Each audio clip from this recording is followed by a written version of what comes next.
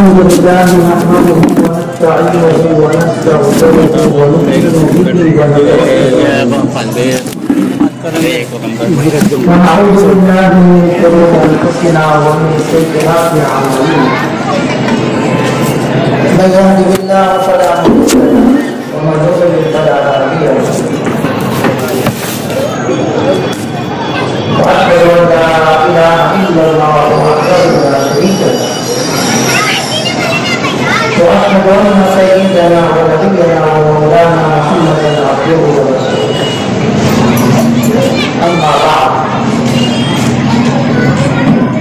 فاعوذ بالله من الشيطان الرجيم بسم الله الرحمن الرحيم قل ان كنتم تحبون الله فاتبعوني يحببكم الله ويغفر لكم ذنوبكم والله غفور رحيم.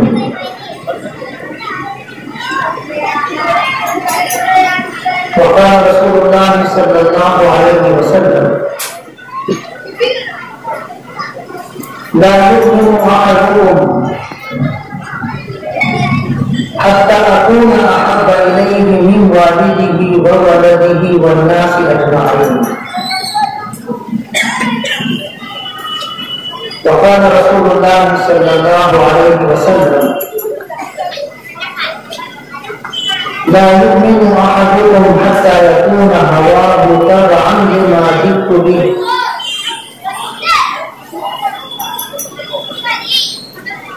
وقال رسول الله صلى الله عليه وسلم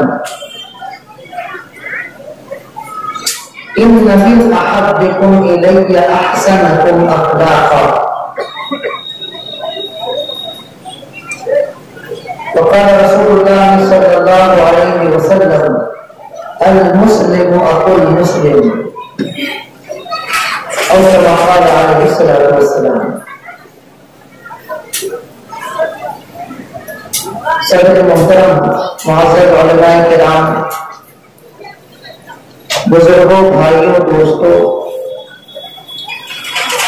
قابل احترام خواتین اسلام اور معصوم نونہال بچوں،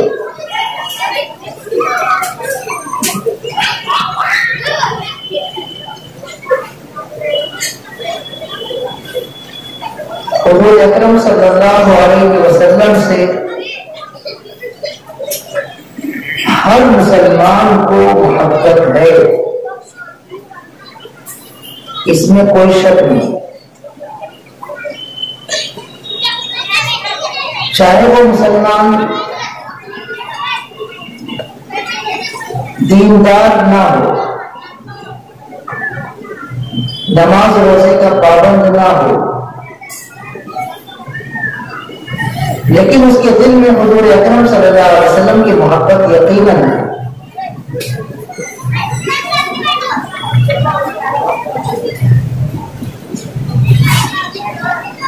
حضرت مولانا ابو الحسن علی میاں ندوی رحمۃ اللہ علیہ نے اپنی کتاب الطریق الی المدینہ جو عربی زبان میں لکھی ہے اور اس کا ترجمہ بھی خود انہوں نے کیا ہے کاروان مدینہ کے نام سے، اس میں یہ واقعہ لکھا ہے کہ کسی مقام پر بہت بڑے پیمانے پر اردو زبان کا مشاعرہ ہو رہا تھا۔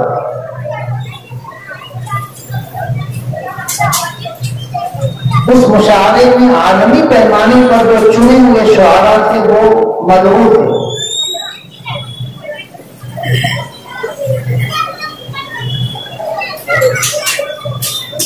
کچھ شعراء ایسے ہوتے ہیں، سب نہیں، ہو سکتا ہے ہماری اس مجلس میں شعراء کرام ہوں تو برا نہ مانے، کچھ شعراء ایسے ہوتے ہیں جو شراب پینے کے عادی ہوتے ہیں۔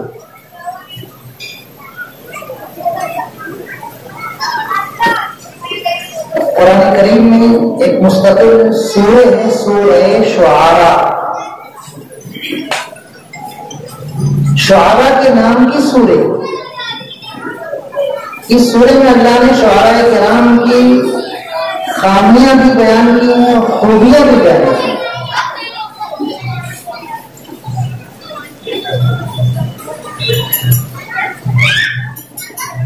تو خانیوں میں جو قرآن کریم میں اللہ پاک نے ارشاد فرمایا ہے کہ ان کی پیروی گمراہ لوگ کرتے ہیں، ہر وادی میں بھٹکتے رہتے ہیں،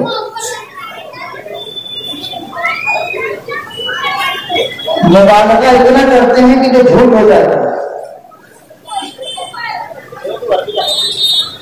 اور خوبیاں ایمان والے، نیک عمل کرنے والے، اللہ کا خوب خوب ذکر کرنے والے بھی شعراء ہوتے ہیں۔ تو ایک شاعر تھا اختر شیرانی نام کا،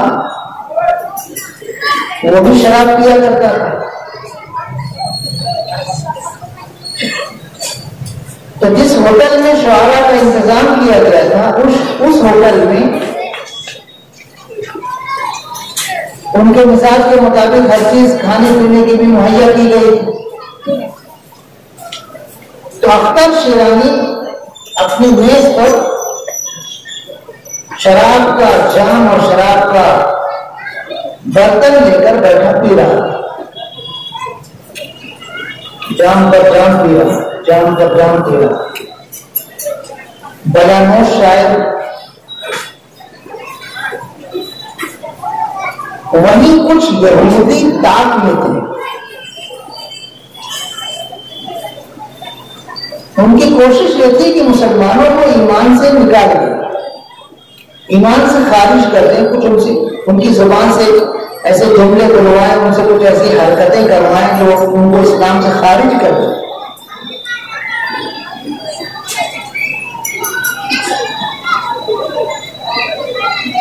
تو جب یہ اختر شیرانی جام پہ جام پیتے پیتے ایسے دوڑنے لگا، آنکھیں اس کی بند ہونے لگی، تو وہ پلاننگ کے تحت یہودی آ کر اس کے میز کے پاس اجازت لے کے کہ اختر صاحب، ہم فلاں چینل کے اور فلاں ٹی وی کے نمائندے ہیں، ہم آپ سے کچھ انٹرویو لینا چاہتے ہیں، کچھ باتیں آپ سے پوچھنا چاہتے ہیں اردو ادب کے بارے میں، آپ اجازت دیں ہم لوگ بیٹھ جائیں، آپ سے گفتگو کر لیں۔ اس نے ایسے بالکل بیٹھ گئے۔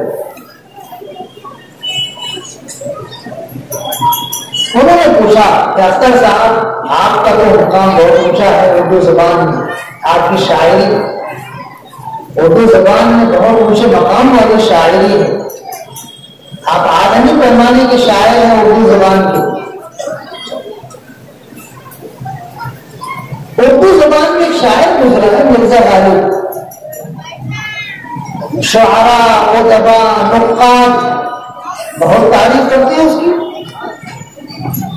مرزا غالب کے اشعار مزے لے کر پیش کیے جاتے ہیں، اس کی شاعری پر مقالے لکھے جاتے ہیں، سیمینار کیے جاتے ہیں، ڈاکٹریٹ کی ڈگری لی جاتی ہے۔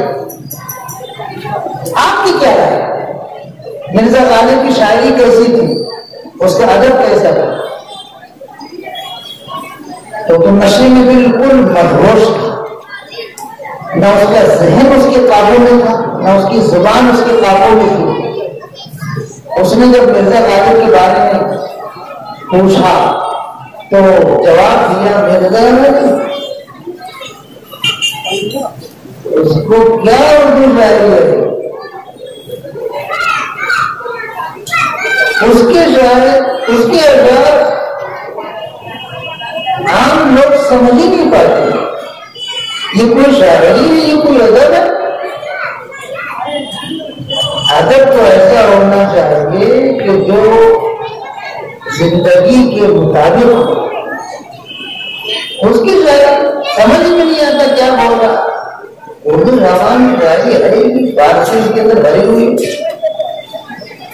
اور بکتا رہا۔ انہوں نے کہا کہ اچھا اختر صاحب، یہ تو خیر آپ کے نظریات ہم نے سن لیے مرزا غالب کے بارے میں۔ اردو زبان کے ایک شاعر اور بھی جس کو مسلمان بہت مانتے ہیں، علامہ اقبال، اور رحمت اللہ علیہ کہتے ہیں، شاعر مشرق کہتے ہیں، ان کے بارے میں آپ کی کیا رائے ہے؟ اگر نشے میں مدہوش تھا کو کچھ خبر نہیں تھی میں کیا بول رہا ہوں، کیا بولنا چاہیے کیا نہیں بولنا چاہیے. اس نے علامہ اقبال کا نام سنا تھا، پنجاب میں پیدا ہوا اور اس میں اردو اس کو کہاں آتی تھی، اردو اس کی زبان ہی نہیں تھی.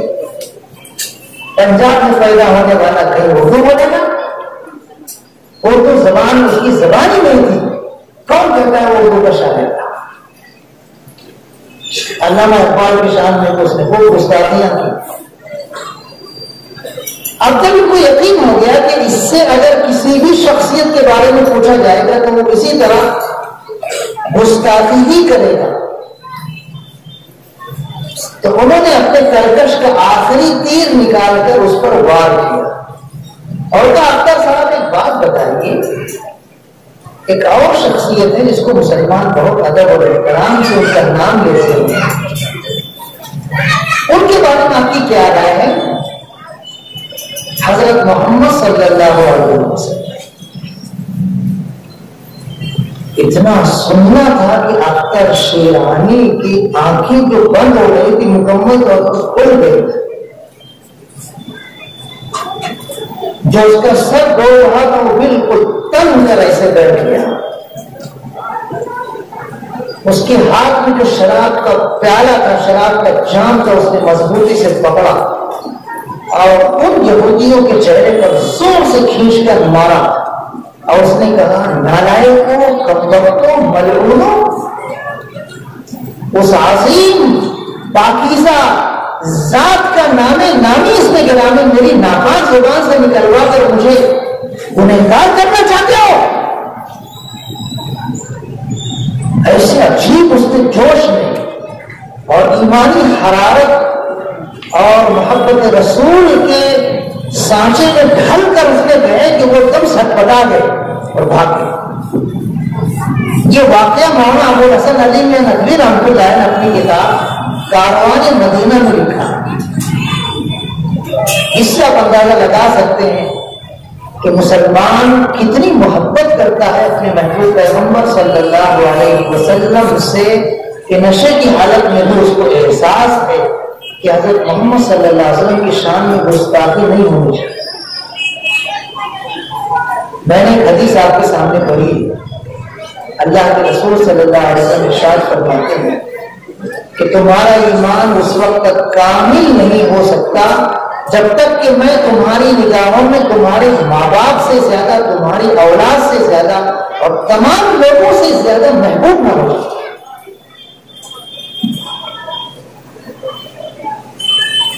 ہمارے ماں باپ سے بھی ہمیں اتنی محبت نہ ہو، ہمارے بال بچوں سے بھی اتنی محبت نہ ہو، تمام انسانوں سے بھی ہم کو اتنی محبت نہ ہو، ہماری اپنی ذات سے بھی اتنی محبت نہ ہو جتنی محبت ہمیں حضور اکرم صلی اللہ علیہ وسلم سے ہونی چاہیے.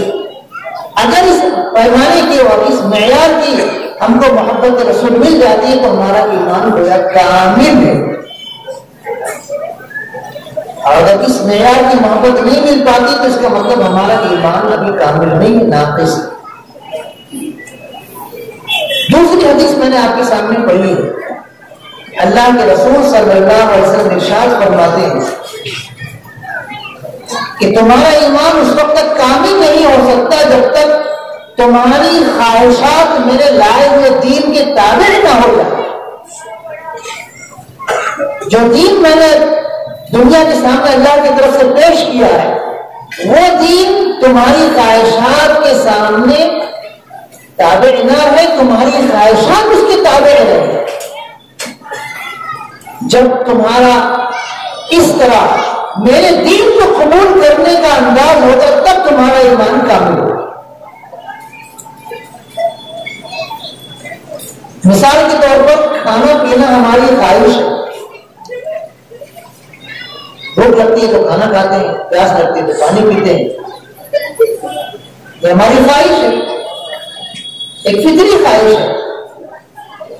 یہ ہمارے کھانے پینے کی خواہش اللہ کے رسول صلی اللہ علیہ وسلم کے دین کے تابع ہونا چاہیے. یعنی وہی چیز ہم کھائیں پیئیں جن کا حضور اکرم صلی اللہ علیہ وسلم نے حکم دیا ہے، اور جن چیزوں کو کھانے پینے سے منع کیا اور ان سے ہم رک جائیں تو کھانے پینے کی خواہش کو ہم نے دین کے تابع کیا ہے، ہمارا ایمان کامل ہو.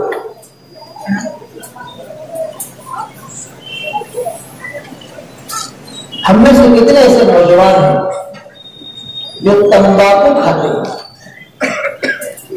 چاہے وہ پوری کی شکل میں ہو، چاہے وہ پان کی شکل میں ہو، چاہے گٹکے کی شکل میں ہو، پان تمباکو کھاتے ہیں۔ کچھ ایسے میں ہمارے بھائی ہیں جو تمباکو استعمال کرتے ہیں دھواں نکال کر، جس کو تدخین کہتے ہیں، بیڑی ہے، سگریٹ ہے۔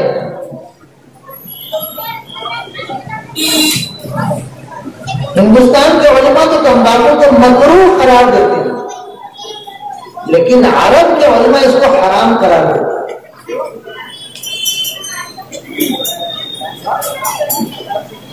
حضور اکرم صلی اللہ علیہ وسلم نے ہر نشہ آور چیز کو حرام قرار دیا، چاہے وہ پی جانے والی چیز ہو، چاہے کھانے والی چیز ہو، چاہے وہ لگانے والی چیز ہو، چاہے وہ جسم میں کسی اور طریقے سے داخل کی جانے والی چیز ہو، اگر اسے نشہ پیدا ہوتا ہے تو حضور اکرم صلی اللہ علیہ وسلم اس کو حرام قرار دیا۔ اگر ہم کھانے پینے میں نشے کی چیزیں استعمال کرتے ہیں تو اس کا مطلب ہمارے کھانے پینے کی خواہش اللہ کے رسول صلی اللہ علیہ وسلم کے دین کی تابع نہیں ہوئی، تو ہمارا ایمان کامل ہو۔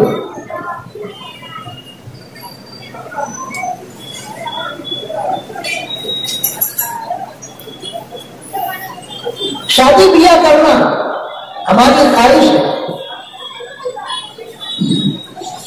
غریب لوگ شادی بیاہ کرتے ہیں، درمیانی متوسط درجے کے لوگ شادی بیاہ کرتے ہیں، مالداروں کے یہاں شادی بیاہ ہوتا ہے۔ ایک انسانی فطرت ہے، انسانی خواہش ہے۔ یہ شادی بیاہ کی خواہش جو ہماری انسانی فطرت اور خواہش ہے، یہ اگر اللہ کے رسول صلی اللہ علیہ وسلم کی دین کی تابع نہ ہوئی تو اس کا مطلب ہمارا ایمان کامل نہیں ہے۔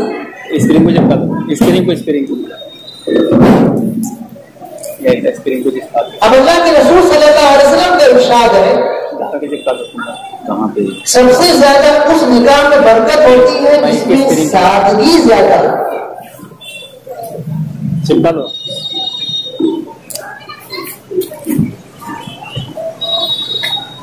اب ہمارے یہاں شادی کا جو معیار ہے وہ اللہ کے رسول صلی اللہ علیہ وسلم کے لائے ہوئے دین کے بالکل اپوز میں، بالکل مخالف۔ ہم لوگ شادی اس کو سمجھتے ہیں جس میں خوب دھوم دھام، خوب اسراف ہو، فضول خرچی ہو، نام و نمون ہو۔ اللہ کے رسول صلی اللہ علیہ وسلم ارشاد فرما رہے ہیں سادگی سے نکاح کرو، جس نکاح میں سادگی زیادہ ہوگی اس میں برکت زیادہ ہوگی، لیکن ہماری خواہش اس کے تابع نہیں ہے۔ ہم تو وہ شادی اچھی سمجھتے ہیں، ویسی شادی کرنا اور کرانا چاہتے ہیں جس میں خوب اخراجات ہو، خوب خرچ ہو۔ تو اگر ہم حضور اکرم صلی اللہ علیہ وسلم کی اس حکم کے خلاف شادیوں میں اسراف کرتے ہیں، فضول خرچی کرتے ہیں، تو اس کا مطلب یہ ہو کہ ہمارا ایمان کامل ہو۔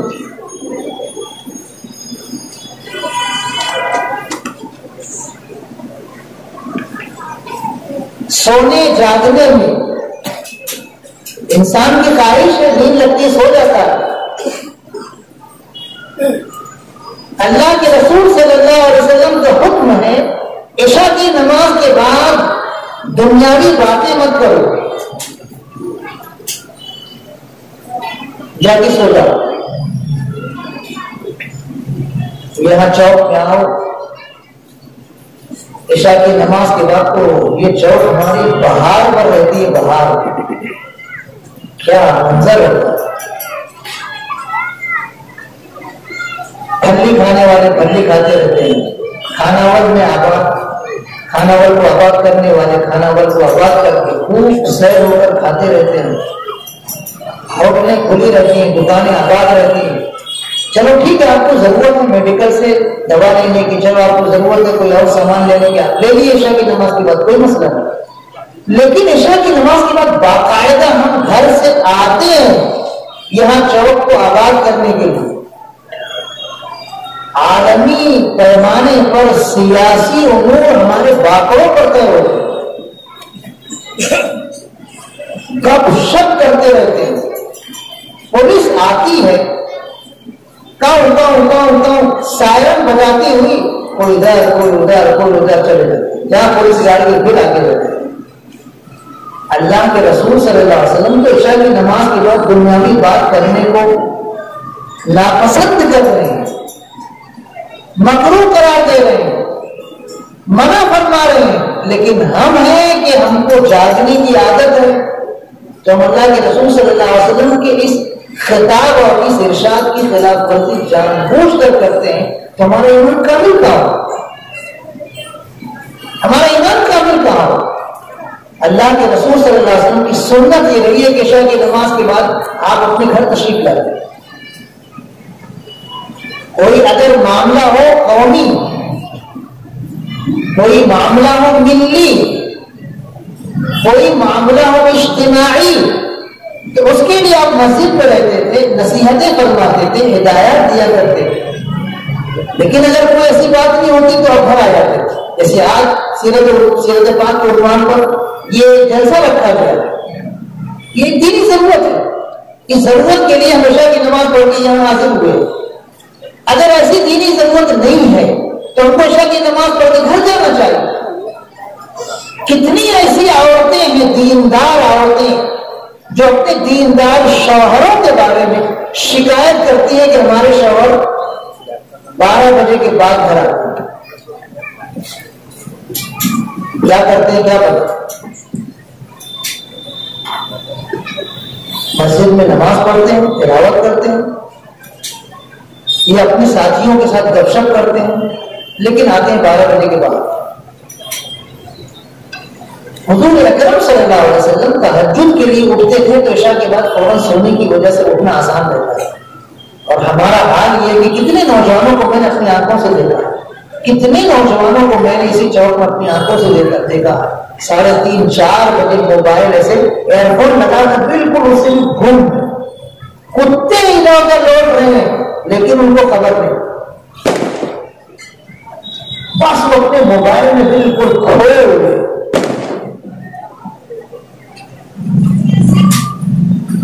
رات پوری ضائع کر دیتے ہمارے نوجوان، ادھر بیٹھ کر ادھر بیٹھ کر ادھر بیٹھ کر ادھر بیٹھ کر، فجر کی نماز جماعت سے پڑھنے کی توفیق نہیں ہوتی۔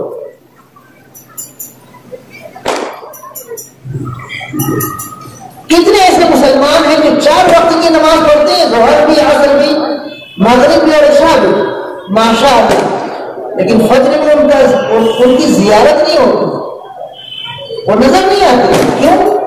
کیوں نظر نہیں آتی؟ اسی وجہ سے نا کہ وہ دیر تک جاگتے رہتے ہیں، فجر کی نماز میں کہاں سے اٹھیں گے؟ نہیں اٹھتے، سوتے رہتے، چاہے وہ بعد میں اٹھ کر 9 بجے پڑھ لیں قضا، 10 بجے پڑھ لیں قضا، 11 12 بجے قضا پڑھ لیں، لیکن فجر کی نماز جماعت سے پڑھتے نہیں۔ اللہ کے رسول صلی اللہ علیہ وسلم کی بات ہم نہیں مانیں گے تو ہماری محبت رسول مجروح ہو جائے گی، یاد رکھنا، زخمی ہو جائے گی، ناقص ہو جائے گی، ہمارا ایمان کامل نہیں ہوگا۔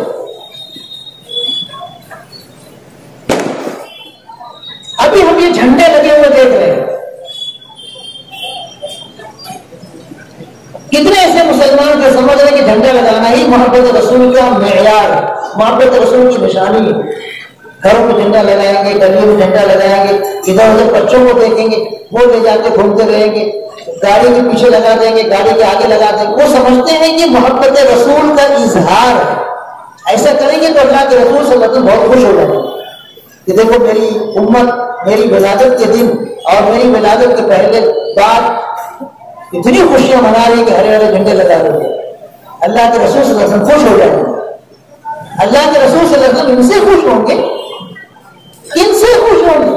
کبھی آپ نے تحقیق کی، کبھی آپ نے جستجو کیا، ہمارے دیندار مسلمان یہ جھنڈے بیچ رہے ہیں، ان کو احساس بھی نہیں کہ ہم کیا کر رہے ہیں، کسی کو محبت رسول سمجھ رہے ہیں، کسی کو میلاد النبی صلی اللہ علیہ وسلم کا حق ادا کرنا سمجھ رہے ہیں۔ اللہ کے رسول صلی اللہ علیہ وسلم پیر کے دن روزہ رکھتے، کسی نے پوچھا اللہ کے رسول پیر کے دن روزہ کیوں رکھتے، تو آپ نے فرمایا کہ پیر کے دن میری ولادت ہوئی، میری پیدائش ہوئی، تو میں اپنی پیدائش کے دن روزہ رکھنا مناسب سمجھتا ہوں۔ یہ اللہ کے رسول صلی اللہ علیہ وسلم کا طریقہ ہے. پیر کے روز ولادت والے دن آپ روزہ رکھیں. کتنے ایسے ہیں ہمارے مسلمان بھائی جو پیر کے دن روزہ رکھتے ہیں اس عنوان سے کہ حضور اکرم صلی اللہ علیہ وسلم کا یوم ولادت پیر کا دن ہے، چلو ہم بھی روزہ رکھیں کیونکہ حضور اکرم صلی اللہ علیہ وسلم پیر کے دن روزہ رکھتے ہیں. اللہ کے رسول صلی اللہ علیہ وسلم کس چیز سے خوش ہوں گے اچھی طرح سمجھ لیجئے. میں نے ایک حدیث آپ کے سامنے پڑھی ہے. حضور اکرم صلی اللہ علیہ وسلم نے ارشاد فرمایا تم میں سب سے زیادہ مجھے محبوب وہ مسلمان ہے جس کے اخلاق سب سے اچھے. اللہ کے رسول صلی اللہ علیہ وسلم ہم سے خوش ہوں گے کب؟ جب ہمارے اخلاق ایک دوسرے کے ساتھ اچھے ہوں گے. یہ ہے محبت رسول کا اظہار. خود حضور اکرم صلی اللہ علیہ وسلم ارشاد فرمانے بخاری شریف کی روایت کہ تم میں سب سے زیادہ مجھے محبوب وہ ہے، سب سے زیادہ پیارا وہ مسلمان ہے جو سب سے اچھے اخلاق والا. ہم اچھے اخلاق والے بنے تو اللہ کے رسول صلی اللہ علیہ وسلم ہم سے محبت کریں گے اور ہم سے خوش ہوں گے. لیکن ہمارے اخلاق کیسے ہیں؟ سگا بھائی ایک گھر میں رہتے ہیں لیکن دونوں کے مزاج میں ہم آہنگی نہیں ہے، موافقت نہیں ہے، مطابقت نہیں ہے. دونوں ایک دوسرے سے جدا جدا رہتے ہیں. نہ یہ اس کا حق ادا کرتا ہے نہ وہ اس کا حق ادا کرتا ہے. وراثت کے معاملے پینڈنگ میں پڑے ہوئے ہیں. مالک مکان مالک زمین وفات پائے 7.5 سال گزر گئے ہیں لیکن وراثت شریعت کی روشنی میں تقسیم کر کے ایک دوسرے کے حقوق ادا کرنے کا کسی کو احساس ہے. یہ ہمارے اخلاق ہے.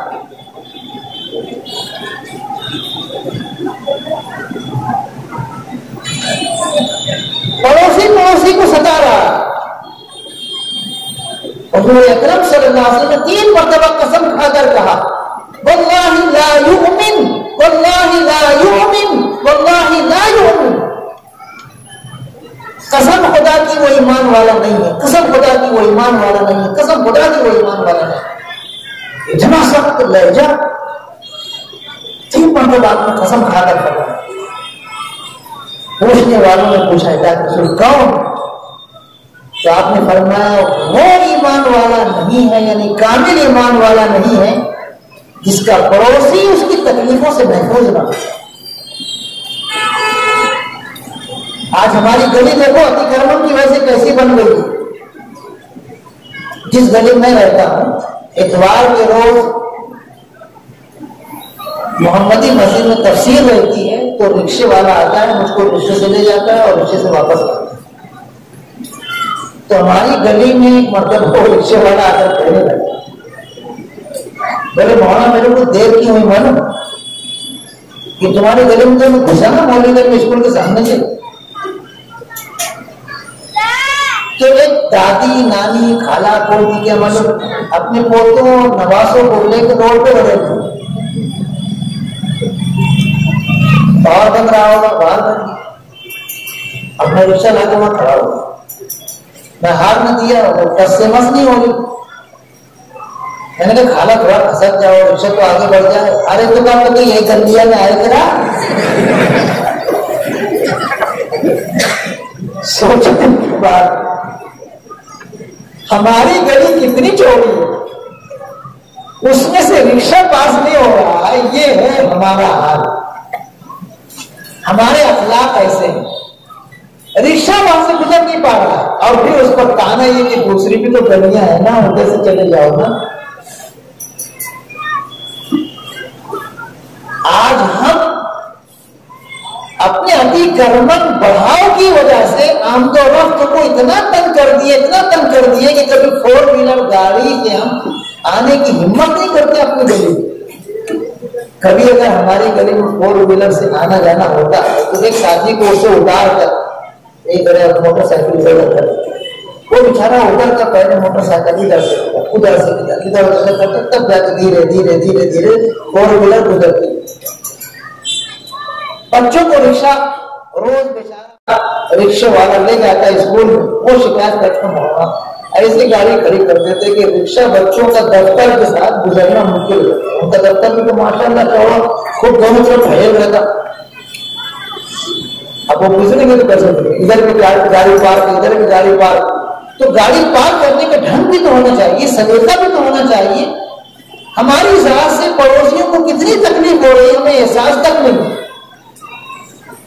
اپنے گھر کو اور آگے جالی باندھ کر تقریباً 10 فیٹ 15 فیٹ کو بڑھا دیتے,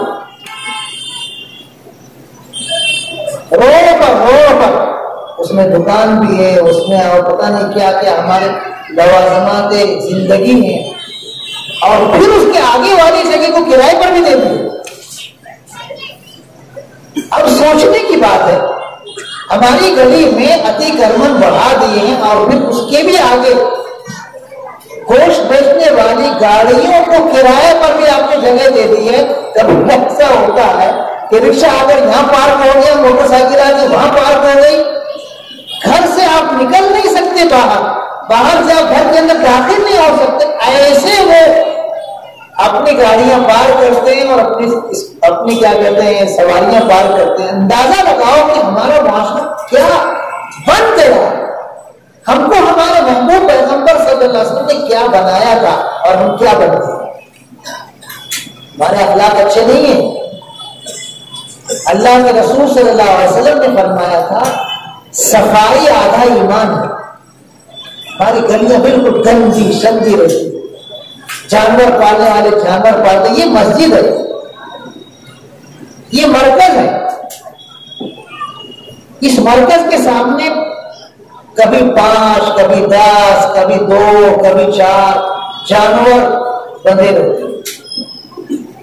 یہاں بیٹھے رہتے ہیں, یہاں پاخانہ کیے رہتے ہیں, وہاں پیشاب کیے رہتے ہیں. مسجد میں آنا جانا مشکل ہوتا ہے. اللہ کے رسول صلی اللہ علیہ وسلم ارشاد فرماتے صفائی آدھا ایمان. اور ہماری مسجد کے سامنے صفائی نہیں ہوتی. ہماری مسجد کے سامنے صفائی نہیں ہوتی. جانوروں کا پاخانہ ہوتا ہے, جانوروں کا پیشاب ہوتا ہے, کسی کو احساس نہیں. ہم صرف جھنڈا لگا کر حضور اکرم صلی اللہ علیہ وسلم کی محبت حاصل کرنا چاہتے ہیں. ہم صرف گڑیوں کو سجا کر کے اللہ کے رسول صلی اللہ علیہ وسلم کی محبت حاصل کرنا چاہتے ہیں. اللہ کے بندو, اللہ کے رسول صلی اللہ علیہ وسلم اپنی محبت جس طرح اپنی امت کو بتانا چاہتے ہیں اس طرح آپ کی محبت کو حاصل کرو تو آپ عاشق رسول بنو, آپ محب رسول بنو. اپنے اخلاق اچھے کرو, صفائی کا انتظام کرو, اپنے آنگن کو صاف ستھرا رکھو, مسجد کے سامنے کے حصے کو صاف ستھرا رکھو.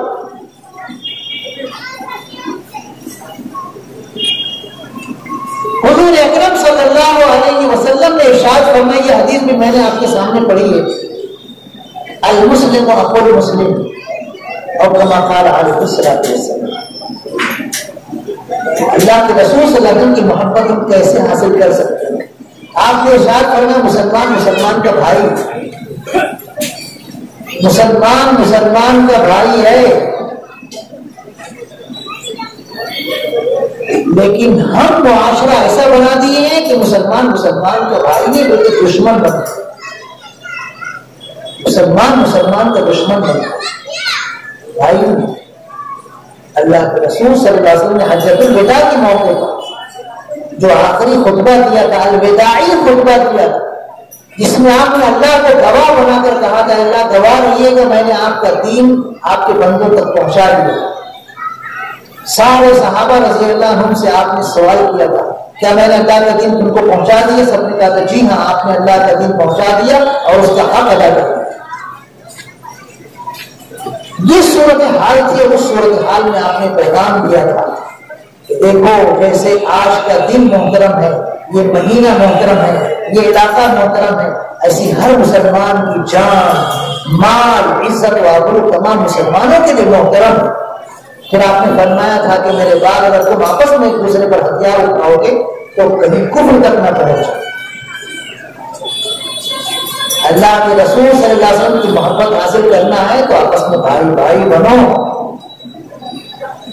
آپس کی دشمنی یہ محبت رسول کے بالکل اپوز ہے, بالکل خلاف. اگر ہم آپس میں ایک دوسرے کے دشمن بن کر زندگی گزارتے ہیں تو محبت رسول ہم کو چھو کر بھی نہیں گئی. ہم کو چاہیے کہ ہم معاشرہ ایسا بنائیں کہ آپس میں محبت ایک دوسرے کے ساتھ رہے. مسلک کی بنیاد پر ہم ایک دوسرے کے خلاف رہتے ہیں, برادری کی بنیاد پر ہم ایک دوسرے کے خلاف رہتے ہیں, نقطۂ نظر کی بنیاد پر ہم ایک دوسرے کے خلاف رہتے ہیں, سیاسی پوائنٹ کے اعتبار سے ہم ایک دوسرے کے خلاف رہتے ہیں, دنیاوی مفادات کے اعتبار سے ہم ایک دوسرے کے خلاف رہتے ہیں. ہماری کون سی اسکول ایسی ہے بتاؤ, ہماری کون سی ایسی عصری دانشگاہ ہے بتاؤ جہاں آپس کے جھگڑے نہیں, جس کے بارے میں ذرا مجھے بتاؤ. شہر میں کتنی اسکولیں ہیں, کتنی دانشگاہیں ہیں جو اپنے اپنے طور پر ماشاءاللہ کام کر رہے ہیں. ان اسکولوں سے کتنے گریجویٹ پیدا ہوئے, کتنے ڈاکٹرز پیدا ہوئے, کتنے انجینئرز پیدا ہوئے, کتنے سائنسداں پیدا ہوئے, کتنے ٹیکنالوجی کے میدان میں ماہرین پیدا ہوئے. اسکولوں کے ذریعے دنیاوی علوم ہمارے بچوں کو ملتا رہا, مل رہا ہے, آئندہ بھی انشاءاللہ ملے گا. لیکن ان اسکولوں کو ہم نے لڑائی جھگڑے کا اکھاڑا بنا.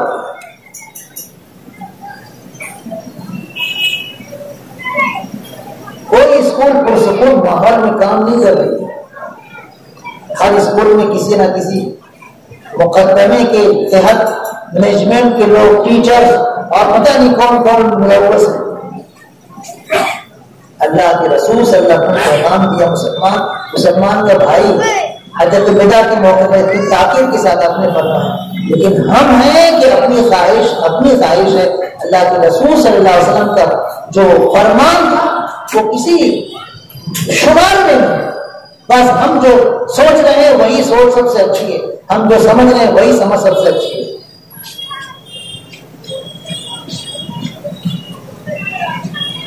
ہماری اسکولوں کے علاوہ ہمارے مدرسوں میں جھگڑے ہیں, ہماری مسجدوں میں جھگڑے ہیں, ہمارے مکاتب میں جھگڑے ہیں.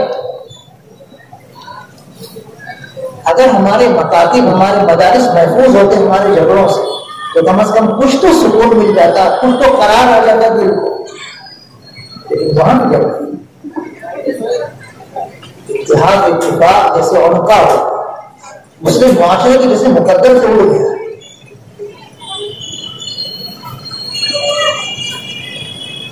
اگر ہمیں حضور اکرم صلی اللہ علیہ وسلم کی محبت حاصل کرنا ہے, اگر آپ کو خوش کرنا ہے تو آپس میں مل جل کر رہنا ضروری ہے, بھائی بھائی بن کر رہنا ضروری ہے. پوری مسلمانوں کی تعریف اٹھا کر دے. جب بھی ہم لڑے ہیں, جب بھی ہم آپس میں ایک دوسرے کے مد مقابل آئے ہیں, اللہ کی ناراضگی کے مظاہر ہمارے سامنے آئے, اللہ کے غضب کے مشاہد ہمارے سامنے آئے. اور جب بھی ہم مل جل کر ایک دوسرے کے قریب شانہ بٹانا, ایک دوسرے کے ساتھ رہنا شروع کیے, اللہ کی رحمتیں ہمارے سامنے آئی. پوری مسلمانوں کی تعریف اٹھا کر دیکھ لو, تجزیہ آپ کو ملے. چاہے صحابہ کرام رضی اللہ عنہم کا دور ہو, چاہے تابعین تبع تابعین رحمۃ اللہ علیہم کا دور ہو, یا اس کے بعد سے آج تک کے ادوار ہوں, جب بھی ہم جھگڑے ہیں, لڑائی کیے ہیں, اللہ کی ناراضگی کا مظہر ہی سامنے آیا. اور جب ہم مل کر بھائی بھائی بن کر ایک ہوئے ہیں, اللہ کی رحمت ہمارے سامنے آئی. اس وقت ملک کے حالات کیسے ہیں, مجھ سے زیادہ آپ اچھی طرح جانتے ہیں. ان حالات میں ہم کو آپس میں ایک دوسرے کا بڑی خواہ ہونا, ہمدرد ہونا, ایک دوسرے کا خیر خواہ ہونا بہت ضروری ہے. ایک صحابی ہیں حضرت جریر رضی اللہ تعالی عنہ, جو رئیس تھے, نواب تھے. جب وہ ایمان قبول کیے تو حضور اکرم صلی اللہ علیہ وسلم نے ان کو بیعت کرتے وقت نماز قائم کرنے, زکات ادا کرنے کی تلقین تو فرمائی ہی, اسی کے ساتھ یہ بھی آپ نے شرط لگائی کہ جریر تم ایمان لا رہے ہو, میرے ہاتھ پر بیعت کر رہے ہو, تم اس بات پر بھی بیعت کرو, یہ شرط بھی قبول کرو, ہر ایمان والے کے لیے تم خیر خواہی کرو گے, بدخواہی نہیں کرو گے, خیر خواہی کرو گے, اس کا بھلا سوچو گے, اس کا بھلا کرو گے, اس کا برا نہیں کرو گے. تو حضرت جریر رضی اللہ تعالیٰ فرمایا کہ اللہ کے رسول نے وعدہ کرتا آپ کی دست حق پرست پر میں اس بات کا عہد کرتا ہوں کہ میں ہر مسلمان کے لیے خیر خواہ رہوں گا. اللہ کے رسول صلی اللہ علیہ وسلم بیان کرتے وقت اس بات کی تلقین فرما رہے کہ مسلمانوں کے خیر خواہ بنو. آپ نے تو دین کا تعارف ہی فرمایا، دین اور نصیحہ. آپ نے دین کا تعارف فرمایا ہے کہ دین کسے کہتے ہیں. آپ نے فرمایا الدین والنصیحہ. دین نام ہے خیر خواہی کرنے کا. اللہ کے ساتھ خیر خواہی کرو، اللہ کے رسول صلی اللہ علیہ وسلم کے ساتھ خیر خواہی کرو، اللہ کی کتاب قرآن کریم کے ساتھ خیر خواہی کرو، اور عام مسلمانوں کے ساتھ خیر خواہی کرو. اس کا نام ہے دین. ہم کسی مسلمان کا برا چاہتے ہیں، برا کرتے ہیں، یہ دین نہیں ہے، چاہے ہم تہجد گزار ہی کیوں. ہم قرآن کریم کی خیر خواہی نہیں کرتے، اس کے احکام پر عمل نہیں کرتے ہیں، تو کتنے بھی اچھے قاری ہوں، کتنے بھی اچھے عالم ہوں، ہم دیندار نہیں ہیں. اللہ کی کتاب کی خیر خواہی یہ ہے کہ ہم قرآن کریم کے احکام پر عمل کریں، اس کے مطابق زندگی گزاریں. اللہ کے رسول صلی اللہ علیہ وسلم کے ساتھ خیر خواہی یہ ہے کہ ہم حقیقی محبت آپ سے کریں، حقیقی اطاعت آپ کی کریں. قرآن کریم کی میں نے آیت پڑھی ہے، اللہ پاک اپنے محبوب پیغمبر صلی اللہ علیہ وسلم کو حکم دیتا ہے، قل اے محمد صلی اللہ علیہ وسلم آپ کہہ دیجیے ان کنتم تحبون اللہ فاتبعونی. اگر تم اللہ سے محبت رکھتے ہو تو پہلے میری پیروی کرو، میری اطاعت کرو. یحببکم اللہ، تب اللہ تم سے محبت کرے. اس آیت مبارکہ میں اللہ پاک حکم دے رہا ہے حضور اکرم صلی اللہ علیہ وسلم کو کہ یہ بات اپنی امت کو پہنچا دیجیے کہ اگر اللہ کی محبت چاہتے ہو تو حضور اکرم صلی اللہ علیہ وسلم کی پیروی کرو، آپ کے نقش قدم پر چلو، آپ کی اطاعت کرو، تب اللہ کی محبت تمہیں ملے گی. کتنے ایسے ہمارے بھائی ہیں جو اللہ کی محبت حاصل کرنا چاہتے ہیں مجاہدوں کے ذریعے، ریاضتوں کے ذریعے، ذکر کے ذریعے، حلقوں کے ذریعے، لیکن اتباع رسول ان کے اندر کمزور ہے تو اللہ کی محبت بھی کمزور ہے. اتباع رسول پاورفل ہونا چاہیے. اللہ کے رسول صلی اللہ علیہ وسلم نے کیا حکم دیا ہے وہ ہماری زندگی میں روشن کرے. کس چیز سے منع فرما ہے ہماری زندگی میں بالکل وہ چیز نہ رہے. یہ اتباع رسول، یہ اطاعت رسول، یہ اللہ کے رسول صلی اللہ علیہ وسلم کو ہم سے قریب کرے گا اور آپ کو خوش کرے گا. ہم اس کی پیروی کریں، اس کی اطاعت کریں جو اللہ کے رسول صلی اللہ علیہ وسلم کو اللہ نے قرآن میں حکم دے کر فرمایا، اپنے منمانی طریقوں کی نہیں. حضور اکرم صلی اللہ علیہ وسلم نے سورہ کوثر جب نازل ہوئی، قرآن کریم کی سب سے چھوٹی سورہ کوثر، اللہ نے امتنان کے طور پر، احسان جتلانے کے طور پر ارشاد فرمایا ہے محمد صلی اللہ علیہ وسلم بے شک ہم نے آپ کو کوثر دے دیا. کوثر یعنی بہت زیادہ خیر والی چیز.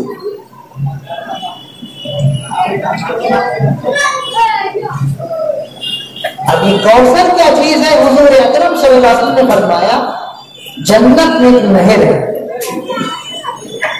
اور حشر کے میدان میں ایک حوض ہے. جنت کی نہر کا نام نہر کوثر ہے اور حشر کے میدان میں جو حوض رہے گا وہ حوض کوثر ہے. اللہ نے مجھے حوض کوثر عطا فرمایا ہے، جو نہر کوثر سے پانی ڈالا جائے گا حوض کوثر میں، اور میں اپنے ہاتھوں سے اس حوض کوثر کا پانی اپنی امت کو پلاؤں.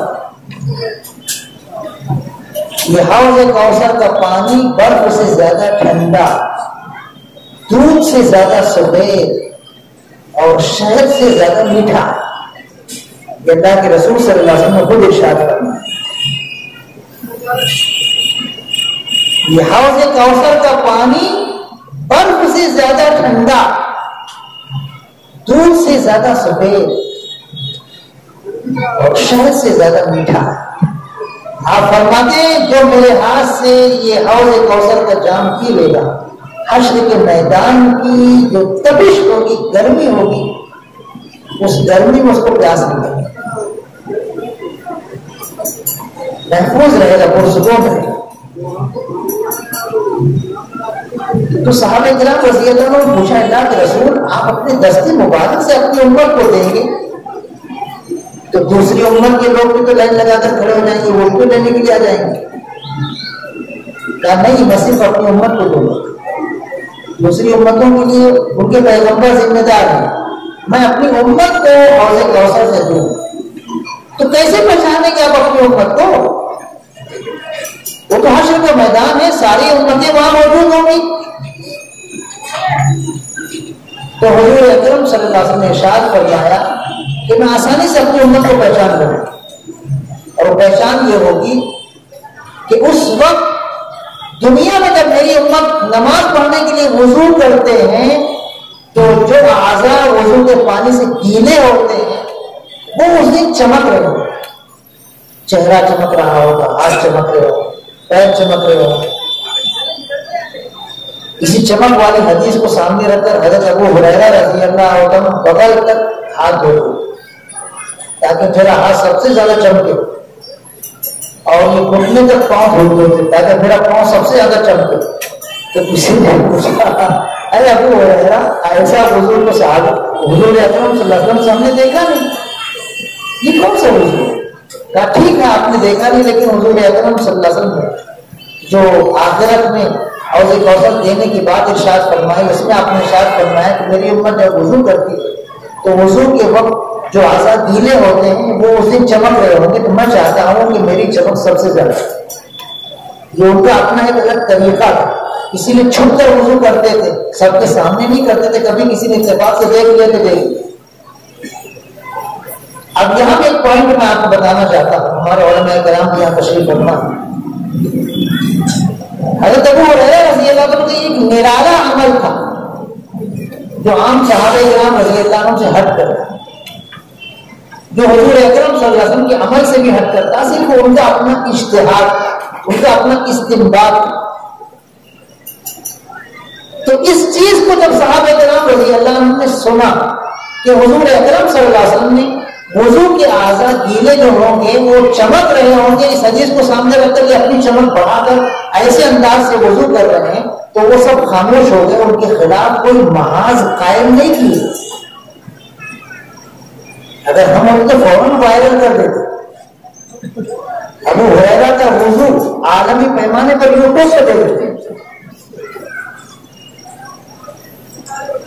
صحابہ کرام رضی اللہ عنہ کیسے آپس میں ایک دوسرے کے بھائی تھے، کیسے ایک دوسرے کے خیر خواہ تھے۔ آپ اس کو محسوس کیجیے، صرف ایک مثال دے رہا ہوں، ایسی مثال ہے تو آپ کو 20 مل جائے گی، سینکڑوں مل جائے گی صحابہ کرام رضی اللہ عنہ کی زندگیوں میں، وہ ایک دوسرے کے خیر خواہ تھے، ہمدرد۔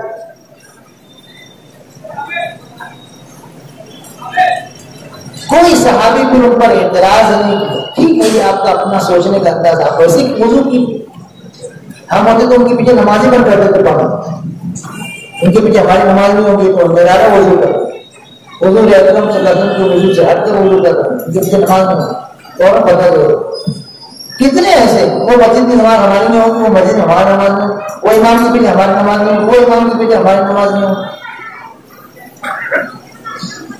صحابہ کرام رضی اللہ عنہ کیسے ایک دوسرے کے ہمدرد تھے، بڑی خواہ۔ ایک چیز سامنے آ رہی ہے لیکن کیا چھوڑو، ان کی سوچنے کا انداز غلط نہیں ہے، وہ بھی صحیح ہے۔ حضرت عبداللہ ابن مسعود رضی اللہ عنہ اتنے بڑے صحابی ہیں کہ حضرت عمر رضی اللہ عنہ اپنے زمانے خلافت جب ان کو کوفہ بھیجا تھا، عراق بھیجا، تو عراق والوں سے کہا تھا عراق والوں اتنے بڑے عالم کو میں تمہارے پاس بھیج رہا ہوں، حالانکہ مدینہ منورہ مجھے ان کی زیادہ ضرورت ہے، لیکن میں اپنی ضرورت سے تمہاری ضرورت کو ترجیح دے کر بھیج رہا ہوں۔ حضرت عبداللہ ابن مسعود رضی اللہ عنہ اتنے بڑے عالم، اتنے بڑے قاری، اتنے بڑے حافظ تھے، اتنے بڑے فقیہ تھے کہ حضور اکرم صلی اللہ علیہ وسلم نے 4 صحابہ کرام رضی اللہ عنہ کا نام لے کر کہا تھا کہ میری زندگی میں تم ان 4 سے قرآن سیکھ سکتے ہو۔ ان میں سر فہرست سب سے پہلا نام حضرت عبداللہ ابن مسعود رضی اللہ تعالیٰ عنہ کا حضور نے بیان کیا، سب سے پہلا۔ یہ حضرت عبداللہ ابن مسعود رضی اللہ عنہ بہت پائے کہ مجتہد اور فقیہ بخاری شریف میں ابو موسیٰ اشعری رضی اللہ تعالی عبداللہ بن مسعود رضی اللہ عنہ نے ایک واقعہ ذکر کیا گیا ہے. کسی نے وراثت کا مسئلہ ابو موسیٰ اشعری رضی اللہ عنہ سے پوچھ لیا. حضرت ابو موسیٰ اشعری رضی اللہ تعالی عنہ سے پوچھ لیا. انہوں نے جو ان کی معلومات اس کے حساب سے بتا دیا مسئلہ, اور یہ بھی کہہ دیا کہ جاؤ عبداللہ بن مسعود سے پوچھ لو, وہ بھی ایسی جواب دیں جو میں بول رہا ہوں ایسی وہ بھی بول رہے. وہ فوراً کے ان کے پاس پوچھے, اور یہ بھی کہا کہ ابو موسیٰ اشعری رضی اللہ عنہ نے کہا ہے کہ جو میں نے جواب دیا وہی جواب بول دیا. حضرت عبداللہ بن مسعود رضی اللہ عنہ کہنے کہ یہ جواب تو غلط ہے, اگر وہ جواب دوں گا تو غلط جواب ہو جائے. نہیں, وہ جواب نہیں, پھر صحیح جواب عبداللہ بن مسعود رضی اللہ عنہ مسئلے کا بیان کیا, وراثت کے مسئلے. اب یہ صحیح جواب پوچھنے والے نے جا کر ابو موسیٰ اشعری رضی اللہ تعالیٰ عنہ سے کہا کہ تم تو کہہ رہے کہ جو تم نے کہا وہی وہ کہیں گے, لیکن وہ تو دوسرا جواب دیں گے اور یہ کہیں گے تمہارا جواب غلط ہے. تو حضرت ابو موسیٰ اشعری رضی اللہ عنہ فوراً کہنے لگے جب تک وہ بڑے مولانا ہے نا انہیں سے پوچھتے رہتے ہم لوگوں کے پاس بتایا. کیا محبت تھی آپس میں ایک دوسرے کی, کیا احترام تھا ایک دوسرے کا. کوئی ان کے خلاف دل میں میل نہیں آیا کہ میں نے جو بات کہی تھی اس نے اس کے خلاف کہا, میرے جواب کو اس نے غلط قرار دے دیا. کوئی بات نہیں, بالکل صاف دل کے تھے. اب یہی عبداللہ ابن مسعود رضی اللہ تعالیٰ عنہ ایک مرتبہ تیمم کے بارے میں, پانی نہ ملے, بیماری ہے, ٹھنڈی بہت زیادہ لگ رہی ہے, گرم پانی کا انتظام نہیں, ٹھنڈا ہی پانی ہے, وضو نہیں کر سکتے, وضو کریں گے تو بیمار پڑ جائیں گے. اب ایسی صورتحال میں تو شریعت کی طرف سے اجازت ہے, پانی نہیں مل رہا, کئی کلومیٹر تک پانی نہیں ہے, ڈھونڈ ڈھونڈ کر تھک کے پریشان ہو کے پانی مل نہیں رہا ہے, تیمم کر سکتے ہیں. بیماری ہے, پانی کا استعمال نقصان دہ, تیمم کر سکتے ہیں. یہ ایک واضح مسئلہ ہے, سارے صحابہ رضی اللہ عنہ کو معلوم تھا. اب حضرت عبداللہ بن مسعود رضی اللہ عنہ سے کسی نے پوچھا کہ حضرت اگر کوئی پانی نہ پائے, نہیں مل رہا پانی, ڈھونڈ ڈھونڈ کر پریشان ہو گیا, نہیں مل رہا پانی, تو تیمم کر سکتا؟ بالکل نہیں کر سکتا, بالکل نہیں کر سکتا. ارے حضرت پانی نہیں مل رہا, بہت تلاش کی, ارے نہیں مل رہا, نہیں ملنے دو, لیکن نہیں تیمم کر سکتا.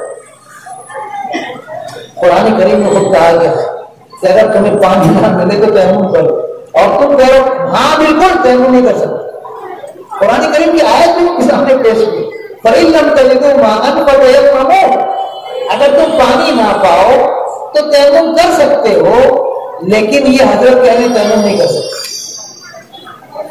حضرت ابو موسیٰ اشعری رضی اللہ عنہ یہی کہنے لگے کہ قرآن میں تو اللہ نے اجازت دی ہے اور تم اس کو منع کر رہے ہو, کیوں؟ تو حضرت عبداللہ بن مسعود رضی اللہ عنہ جواب دیا کہ دیکھو لوگوں کا ایک مزاج ہوتا ہے, ایک نفسیات ہوتی ہے. اگر تم ان کو انگلی پکڑاؤ گے تو دھیرے دھیرے دھیرے کلائی پکڑ, ایک نفسیات ہوتی ہے. مثلا مشہور ہے, انگلی پکڑاؤ تو لوگ کلائی پکڑ لیتے ہیں. تو انہوں نے کہا کہ اگر میں لوگوں کی پوچھنے پر جو اپنی مجبوری بیان کر رہے ہیں, پتہ نہیں مجبوری ہے بھی کہ نہیں ہے, اب ان کی مجبوری کو میں سن کر فوراً کہہ دوں کہ ہاں تیمم کر سکتے ہو, تو لوگ معمولی بہانے سے بھی تیمم کرنا شروع کر دیں گے. اس لیے میں احتیاطاً منع کرتا ہوں, تیمم نہیں کر سکتا. اب یہ جو ان کی مسئلہ تھی, اس مسئلے کو سامنے رکھ کر حضرت ابو موسیٰ اشعری رضی اللہ عنہ دوسرے صحابہ خاموش ہو گئے. ٹھیک ہے, کوئی بات, کوئی ان کے خلاف محاذ قائم نہیں ہوا, کسی نے ان کے خلاف کوئی فتویٰ جاری نہیں کیا کہ قرآن کی مخالفت کرنا یا حدیث کی مخالفت کرنا یا اجماع صحابہ کی مخالفت, کچھ. ٹھیک ہے, ان کا نقطہ نظر یہ ہے کہ اگر ہم تھوڑی سی بھی رخصت دیں گے تو لوگ اس سے غلط فائدہ اٹھائیں گے, اس لیے میں منع کرتا ہوں. ان کی کوئی مسئلہ یہ ہمارا معاشرہ نہیں ہے. ہمارا معاشرہ معمولی باتوں پر ایک دوسرے کے خلاف غیبت, تہمت, بہتان, بدنام کرنا، ایک دوسرے کے خلاف محاذ قائم کرنا، یہ ہمارا معاشرہ بن گیا۔ ہم کیسے اللہ کے رسول صلی اللہ علیہ وسلم کی محبت حاصل کریں گے؟ آپ ایک دوسرے کو خیرخواہ بنانا چاہتے ہیں، ایک دوسرے کے بدخواہ بناتے ہیں۔ دارالعلوم دیوبند 2 ٹکڑے ہو گئے، جمیعت العلماء کے 2 ٹکڑے ہو گئے، مظاہر العلوم سہارنپور کے 2 ٹکڑے ہو گئے، ہماری تبلیغی جماعت کے 2 ٹکڑے ہو گئے۔ پتہ نہیں کب ہماری آنکھوں کو منظر دیکھنا نصیب ہوگا جب یہ ہمارے مراکز ایک ہوں۔ اللہ کے رسول صلی اللہ علیہ وسلم ایک کرنا چاہتے ہیں، ایک۔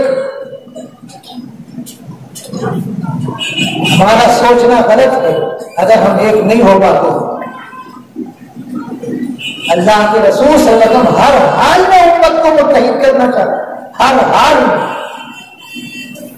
کسی بھی پوائنٹ پر حضور اکرم صلی اللہ علیہ وسلم نے امت کو تفریقے کا شکار نہیں ہونے دیا۔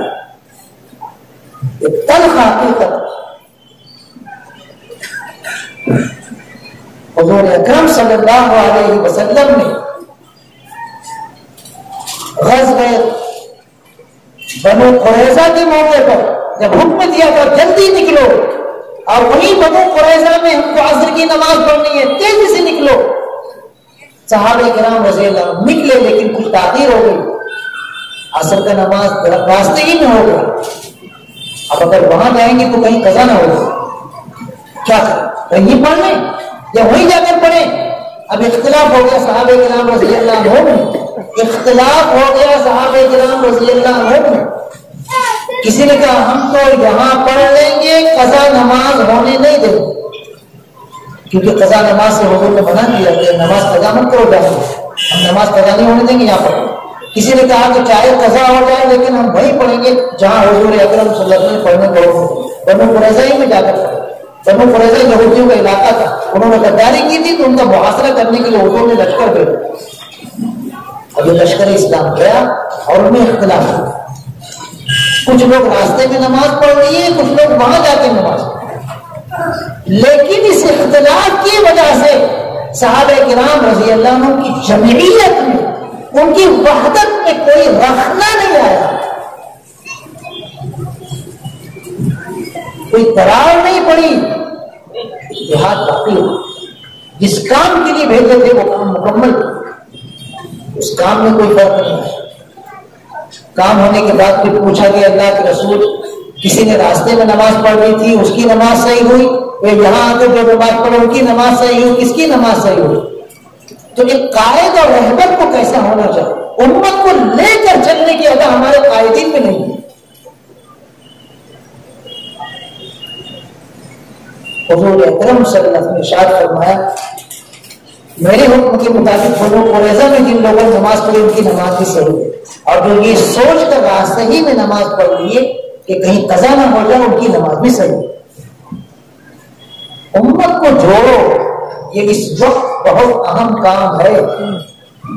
امت کو توڑنے کی کوئی شکل پیدا ہو۔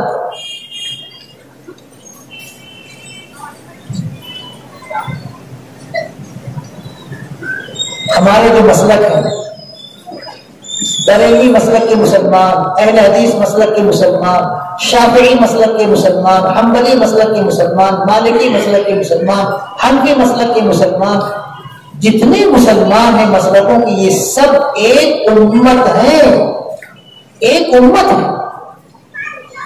کوشش یہ کی جائے کہ سب ایک امت بن کر زندگی گزارے۔ ٹھیک ہے، آپ کو جس طرح نماز پڑھنا آپ اس طرح نماز پڑھیں، آپ کو رفیدن کرنا رفیدن کیجیے، آپ کو رفیدن نہیں کرنا مت کیجیے، لیکن دلوں میں پھٹن نہیں ہونی چاہیے۔ حضرت عبداللہ ابن مسعود رضی اللہ تعالیٰ عنہ رفیدن نہیں کرتے تھے، حضرت عبداللہ ابن عمر رضی اللہ عنہ رفیدین کرتے تھے، امام ابو حنیفہ رحمۃ اللہ علیہ رفیدین نہیں کرتے تھے، ان کے شاگرد عبداللہ ابن مبارک رحمۃ اللہ علیہ رفیدین کرتے تھے، لیکن ان کے درمیان کوئی تفرقہ نہیں تھا۔ آج ہم معمولی بات پر ایک دوسرے سے الگ ہو جاتے ہیں، ایک دوسرے جدا ہو جاتے ہیں۔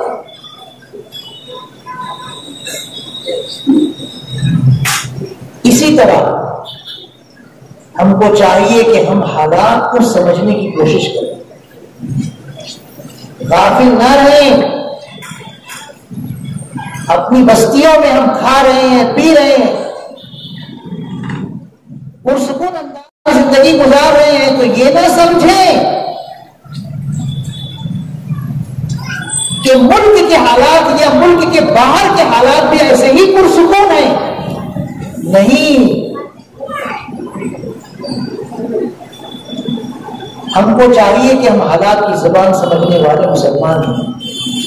اس وقت حالات کی زبان یہ ہے کہ ہم آپس میں جیسے بھائی بھائی بننے کی کوشش کریں، ایسے ہی ٹھنڈے دل و دماغ والے صبر و ضبط اپنی زندگی میں ملحوظ رکھنے والے بننے کی کوشش کریں، جذباتی نہ بنے.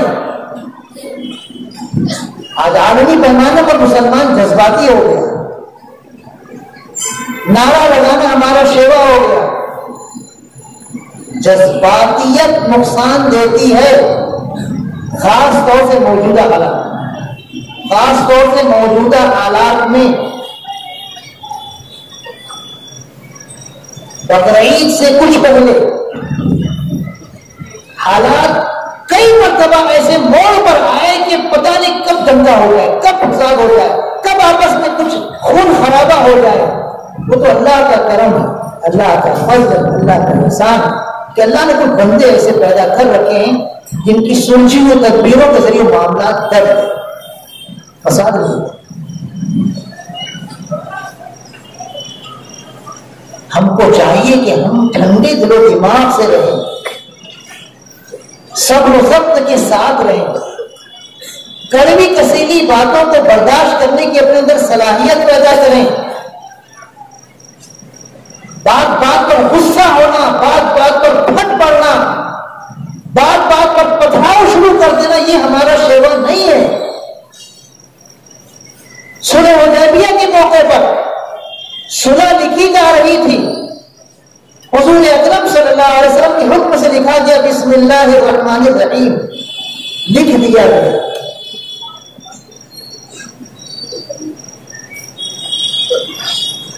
کافروں کے نمائندے نے کہا کہ رحمان لفظ ہم جانتے نہیں کیا، اس کو مٹاؤ، بسمک اللہم لکھو، جیسے تم لوگ پہلے بھی لکھا کرتے تھے بسمک اللہم. حالانکہ دونوں کا ایک ہی مطلب تھا، بسم اللہ الرحمن الرحیم کا ترجمہ بھی وہی ہے جو بسمک اللہم کا. اے اللہ آپ کے نام سے شروع کرتا ہوں، یہ بسمک اللہم کا ترجمہ. بسم اللہ الرحمن الرحیم اللہ پاک کے نام سے شروع کرتا ہوں جو رحمان الرحیم. دونوں میں وہی بات، لیکن بس ان کی ضد تھی، ضد حمیت الجاہلیہ، جاہلیت کی ضد. نہیں یہ نہیں چاہیے، یہ چاہیے. حضور اکرم صلی اللہ علیہ وسلم سمجھ گئے یہ صرف ان کی جاہلیت کی ضد ہے، لیکن آپ نے کتنی سنجیدگی کے ساتھ، کتنے تحمل اور بردباری کے ساتھ، کتنے صبر و ضبط کے ساتھ لکھنے والے سے کہا کہ دیکھو بسمک اللہم کا بھی وہی مطلب ہے جو بسم اللہ الرحمن الرحیم، دونوں ایک ہی چیز ہے. ٹھیک ہے رحمان اس کو مٹا دو، بسمک اللہم کا. چلو کاتب نے لکھ دیا بسمک اللہم. بات آگے بڑھی، صلح میں یہ لکھا گیا کہ یہ صلح محمد رسول اللہ صلی اللہ علیہ وسلم اور مکے کے سرداروں کے درمیان ہو رہی ہے. یہ بھی لکھ دیا گیا. تو کافروں کے نمائندے نے کہا یہ رسول اللہ کا لفظ مٹاؤ. یعنی قدم قدم پر ابھارنے اور جوش دلانے اور بھڑکانے کی بات کہی جا رہی ہے، لیکن حضور اکرم صلی اللہ علیہ وسلم سوجھ بوجھ کے ساتھ حالات کو سمجھ کے معاملے کو کنٹرول کر رہے. اب رسول اللہ کے لفظ کو مٹانے کے بارے میں جب اس نمائندہ کافر نے کہا کہ یہ رسول اللہ کا لفظ مٹاؤ، اگر ہم آپ کو اللہ کا رسول مانتے تو جھگڑا ہی نہیں تھا، پھر ہم آپ کو مکے سے روکتے کیوں؟ آپ احرام باندھ کر آئے عمرہ کرنے کے لیے، ہم آپ کو عمرہ کرنے دے دیتے، لیکن ہم آپ کو اللہ کا رسول مانتے ہی نہیں ہیں، اس لیے رسول اللہ کا لفظ مٹاؤ. تو لکھنے والے حضرت علی رضی اللہ تعالیٰ حضور اکرم صلی اللہ علیہ وسلم نے کہا دیکھو یہ ضد کر رہے ہیں، کہہ رہے ہیں محمد ابن عبداللہ لکھو، رسول اللہ کے لفظ مٹا دو، تو تم رسول اللہ مٹا دو، محمد ابن عبداللہ لکھ دو، میں محمد ابن عبداللہ بھی ہوں، میں رسول اللہ بھی ہوں۔ کتنا سلجھا ہوا انداز ہے آپ نے سمجھایا حضرت علی رضی اللہ عنہ کو کہ میں محمد ابن عبداللہ بھی ہوں اور میں رسول اللہ ہوں۔ اگر یہ رسول اللہ نہیں مان رہے تو کوئی بات نہیں، محمد ابن عبداللہ میری ایک حیثیت ہے، وہ بھی صحیح ہے، لکھ دو محمد ابن عبداللہ رسول اللہ مٹا۔ لیکن حضرت علی رضی اللہ عنہ ایک دم عجیب کیفیت میں انکار کر دیا، نہیں میری یہ طاقت نہیں ہے، میری جرأت نہیں ہے، میری ہمت نہیں ہے کہ لفظ رسول اللہ میں مٹاؤں، میں تو نہیں مٹاؤں۔ ان کے جوش اور ولولے کو دیکھ کر حضور اکرم صلی اللہ علیہ وسلم سمجھ گئے کہ یہ کس کیفیت میں ہے، سمجھتے تھے نفسیات کے ماہر، آپ سمجھ گئے کہ یہ لفظ کوئی مٹائے گا نہیں، رسول اللہ کے رسول صلی اللہ علیہ وسلم کو ماننا اپنے ایمان کی حفاظت کرنا، اور اسی کو مٹانے کے لیے کہا جا رہا ہے، تو کون مسلمان اس پر راضی ہوگا؟ آپ سمجھ گئے کہ کوئی راضی نہیں ہوگا، تو آپ نے کہا بتاؤ رسول اللہ کہاں لکھا ہوا؟ آپ امی تھے، امی کا مطلب آپ لکھے پڑھے نہیں تھے، لیکن پھر بھی آپ کا معجزہ تھا کہ آپ امی تھے، لکھنا اور پڑھنا جانتے نہیں تھے، لیکن پھر بھی اللہ پاک نے آپ کو اولین و آخرین کا علم عطا کیا، یہ آپ کا معجزہ۔ آپ نے فرمایا بتاؤ رسول اللہ کہاں لکھا ہوا؟ بتایا کہ آپ نے اپنے دستے مبارک سے اس کو مٹا، اور لکھنے والے سے کہا کہ لکھو محمد ابن عبداللہ، محمد ابن عبداللہ آپ نے لکھوایا، روایت میں آتا آپ نے لکھا، لیکن آپ کی امی ہونے کے خلاف یہ بات ہے، تو علماء اس کی تقبیر یہ بیان فرماتے ہیں کہ کبھی حکم دینے والے کو بھی کام کرنے والا کہا جاتا ہے، تو آپ کے حکم سے وہ لکھا گیا محمد ابن عبداللہ، تو گویا آپ نے لکھا۔ اب اس کے بعد صحابہ کرام ایک دم جوش کہ یہ کیا ہو رہا، وہ جو چاہ رہے منوا دے رہے ہیں، بسم اللہ الرحمن الرحیم میں رحمان کا لفظ مٹوا دیا، رسول محمد رسول اللہ میں رسول اللہ کا لفظ مٹوا دیا، یہ کیا کرنا چاہتے ہیں؟ اس طرح اگر ان کی ہر بات مان لیں گے تو پھر ہماری حیثیت ہی کیا رہ جائے گی؟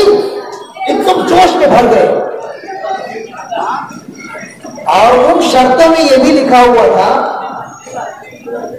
کہ مکے سے اگر کوئی شخص ایمان لا کر مدینہ جائے گا تو اس کو تم کو واپس کرنا پڑے گا، تم مدینے میں اس کو رکھ نہیں سکتے، اور مدینے سے اگر کوئی شخص کافر بن کر مرتد بن کر مکہ آئے گا تو ہم اس کو واپس نہیں کریں گے۔ حضور اکرم صلی اللہ علیہ وسلم نے اس کو بھی قبول کر دیا۔ صحابہ کرام رضی اللہ عنہ تو عجیب کیفیت کا شکار ہو گئے کہ کیوں آخر اتنا دب کر صلح ہو رہی ہے، یہ بھی مان لیے، یہ بھی مان لیے، یہ بھی مان رہے ہیں کہ یہاں سے کوئی مسلمان بن کر جائے تو اس کو واپس کرنا پڑے گا، اور وہاں سے اگر کوئی مرتد ہو کر آ رہا ہے تو اس کو واپس یہ خود نہیں کریں گے۔ تو حضور اکرم صلی اللہ علیہ وسلم صحابہ کرام رضی اللہ عنہ کو سمجھایا کہ دیکھو جو مسلمان مکے سے مدینہ آئیں گے ہم ان کو واپس کر دیں گے تو اللہ ان کے لیے مصیبتوں سے نکلنے کا کوئی نہ کوئی راستہ پیدا کر دے گا، اور حقیقتاً ایسا ہی ہوا۔ حضرت ابو جندل حضرت ابو بصیر رضی اللہ تعالی عنہما یہ گئے مدینہ منورہ، یا مدینہ منورہ جانے کے لیے صحابہ کرام رضی اللہ عنہ کے پاس آئے تو ان کو واپس کر دیا۔ بعد میں آپ تعلیم اٹھا کر دیکھو اللہ نے کیسے ان کے لیے راستہ ہموار کیا، اتنا شاندار راستہ ہموار کیا کہ مکے کے کافروں نے خود اس شرط کو منسوخ کیا، اور حضور اکرم صلی اللہ علیہ وسلم سے کہا کہ وہ شرط جنگ کینسل، ان کو اپنے پاس بلا۔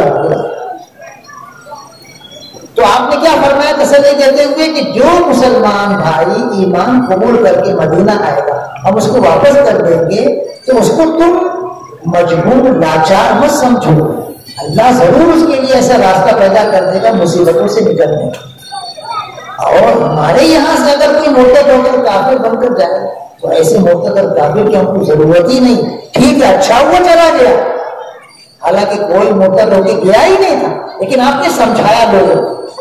چلو ٹھیک ہے، کسی حد تک نارمل ہوئے صحابہ کرام رضی اللہ عنہ، لیکن اتنی ہی دیر میں ابو جندل رضی اللہ تعالی زنجیروں میں جکڑے ہوئے، لڑکھڑاتے ہوئے، گرتے پڑتے آئے اور صحابہ کرام رضی اللہ عنہ کے سامنے کہنے لگے مجھے بچاؤ ان درندوں سے، ان دشمنان اسلام سے، مجھے بہت تکلیف دیتے ہیں، دیکھو مجھے زنجیروں میں جکڑ دیے، میں بھاگ کر آیا ہوں، مجھے اپنے ساتھ مدینہ لے چلو۔ عجیب جذباتی منظر تھا، تن بدن میں آگ لگ گئی صحابہ کرام رضی اللہ عنہ۔ اب وہ جو قاتلوں کا نمائندہ تھا وہ ابو جندل رضی اللہ عنہ کا سگا باپ، اس نے کہا کہ اس کو تم اپنے ساتھ نہیں لے جا سکتے ہیں، اگر لے گئے تو صلح کینسل، جو صلح ہو رہی ہے ہمارے درمیان یہ نہیں ہوگی۔ حضور اکرم صلی اللہ علیہ وسلم نے ارشاد فرمایا کہ ابھی یہ بات ہمارے اور آپ کے درمیان طے ہوئی ہے، ابھی لکھنا باقی ہے، تو میری خاطر کو ایک آدمی کو چھوڑ دو۔ اس نے کہا بالکل نہیں چھوڑیں گے، اس کو واپس لے جاؤں گا میں، تو مدینہ نہیں لے سکتے اس کو۔ آپ تو حضرت عمر رضی اللہ عنہ تھم پھٹ پڑے، ایک دم غصے میں آپے سے باہر ہو گئے اور وہ بحث کرنے لگے تو حضور اکرم صلی اللہ علیہ وسلم نے فرمایا عمر، اللہ کا حکم یہی ہے کہ ہر حال میں صلح کر لی جائے، میں اللہ کا رسول ہوں، اللہ کا بندہ ہوں، اللہ کے حکم کے خلاف نہیں کر سکتا۔ حضرت عمر فوراً خاموش ہو گئے۔ حضرت ابوبکر صدیق رضی اللہ عنہ کے پاس جا کر یہی شکایت کی، انہوں نے بھی یہی جواب دیا کہ وہ اللہ کے رسول ہیں، اللہ کے حکم کے بغیر کوئی کام نہیں کریں گے، تم خاموش رہو، آپ کی پیروی کرو، اتباع کرو، اپنے جذبات کو کنٹرول کرو۔ حضرت عمر رضی اللہ عنہ فوراً اپنے جذبات کو کنٹرول کرو اور اس بحث کے جواب میں پھر فدیے کے طور پر بہت زیادہ صدقہ خیرات کرتے رہے تاکہ وہ جو بحث کیے تھے اس کا کفارہ ہو۔ لیکن بہرحال صحابہ کرام رضی اللہ عنہ اس جذباتی بہت شدید پوائنٹ پر اللہ کے رسول صلی اللہ علیہ وسلم کے حکم کے خلاف ایک قدم آگے نہیں بڑھا، ایک قدم آگے نہیں بڑھا۔ یہ ہمارے اندر صبر و ضبط اس وقت ملک کے حالات کو سامنے رکھ کر ہونا چاہیے، بہت ضروری، بہت ضروری۔ ہم کسی بھی موڑ پر جذباتی نہ بنے، یہ کوئی بزدلی نہیں ہے، یہ کوئی بزدلی نہیں ہے۔ اس وقت جو جذباتی بنے تھے صحابہ کرام رضی اللہ عنہ، حضور اکرم صلی اللہ علیہ وسلم کو نارمل کیا گیا تو سارے صحابہ رضی اللہ عنہ نارمل ہو گئے۔ بزدلی نہیں کہلائے گی، یہ تو دانش مندی کہلائے گی، عقل مندی کہلائے گی۔ اس وقت ملک کے حالات ہمیں اجازت نہیں دیتے ہیں کہ ہم جذباتی بنیں۔ ہم کو چاہیے کہ ہم کوشش یہ کریں کہ ہم کو بھڑکانے کی، ہم کو جوش دلانے کی اور ہم کو بہت زیادہ غصے میں لانے کی جو بھی حرکتیں ہوں ان کو ہم پی جائیں، جوش میں غصہ پی جائیں، ہوش میں رہیں۔ کوئی ایسی حرکت نہیں ہونی چاہیے جس کی وجہ سے پورا شہر دنگے اور فتنہ اور فساد کی نظر ہو جائے، اس لیے کہ دشمن چاہتا ہی ہے۔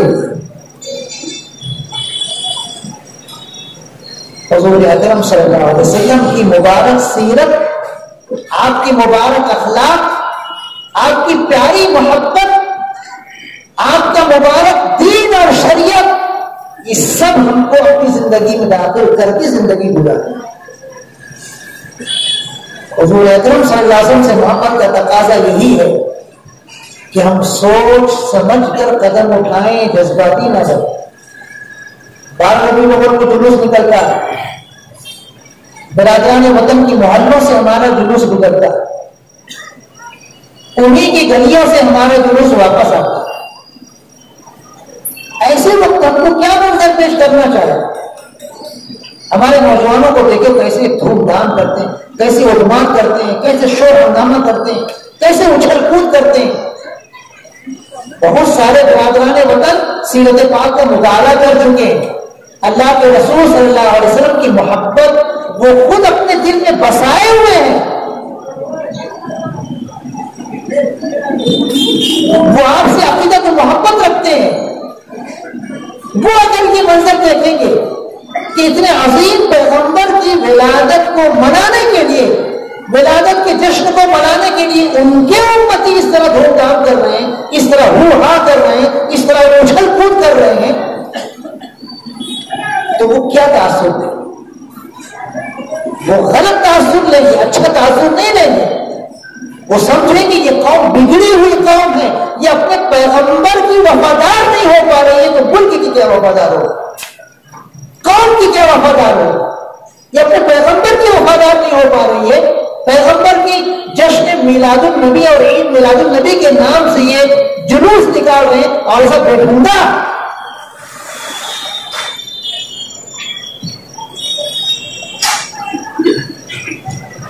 پہلی بات تو برادران وطن کی گلیوں سے جلوس گزرنا ہی نہیں چاہیے۔ ہماری اپنی گلیاں کم ہے کیا؟ اگر آپ کو جلوس ہی نکالنا ہے تو اپنی گلی میں نکال لیجیے نا، کیوں آپ پنگا لے رہے ہیں؟ کبھی خدا نہ خواستہ اگر کوئی بات پیدا ہو گئی تو ہمارے بچے رہتے ہیں جلوس میں، بچے چھوٹے چھوٹے بچے رہتے ہیں، ان کا کیا ہوگا؟ اگر کوئی ہنگامہ ہو گیا اس علاقے میں تو ہمارے بچے کیا بنیں گے، ان کا کیا انجام ہوگا؟ اور ہمارے نوجوان جو صرف جھنڈا لینے کے گھوم رہے ہیں، اچھل رہے ہیں، ان کا کیا حال ہوگا؟ کوئی سیفٹی ہے؟ کوئی دانش مندی عقل مندی ہے کہ نہیں ہے؟ پہلی بات تو حضور اکرم صلی اللہ علیہ وسلم نے اپنے ولادت کے دن کیا کیا ہے وہ تو ہم جانتے ہی نہیں ہیں، اس دن کے تعلق سے کیا آپ نے عمل ظاہر کیا وہ تو ہم جانتے ہی نہیں۔ یہ تو مولانا محمد علی جوہر رحمۃ اللہ علیہ نے ایجاد کیا تھا خلافت تحریک کو زندہ کرنے کے لیے، اس سے پہلے تھا بھی نہیں۔ مولانا محمد علی جوہر رحمۃ اللہ علیہ نے خلافت تحریک کو ہوا دینے کے لیے، اس کو بڑھانے کے لیے یہ جلوس 12 ربیع الاول کو نکالا، اس سے پہلے تو تھا بھی نہیں۔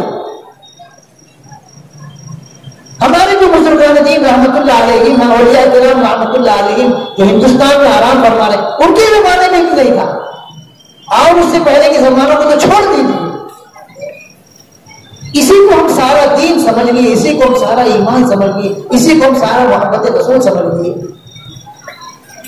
ہمارا مبلغ علم کتنا کمزور ہے، دین کو سمجھنے کی کتنی کمزور ہماری صلاحیت ہے، دین کی سوچ بوجھ بالکل نہیں ہے۔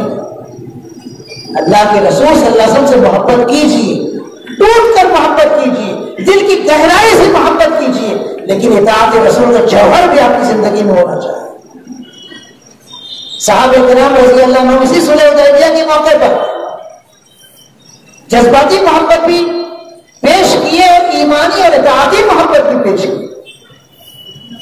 کافروں کی طرف سے ایک نمائندہ آیا، 2 نمائندہ آیا، 3 نمائندہ آیا، 4 نمائندہ آیا صلح حدیبیہ کے موقع پر صلح کی بات چیت کرنے کے لیے۔ ان میں ایک نمائندہ تھا عروہ ابن مسعود، اس نے آ کر مسلمانوں کو بھڑکانا چاہا۔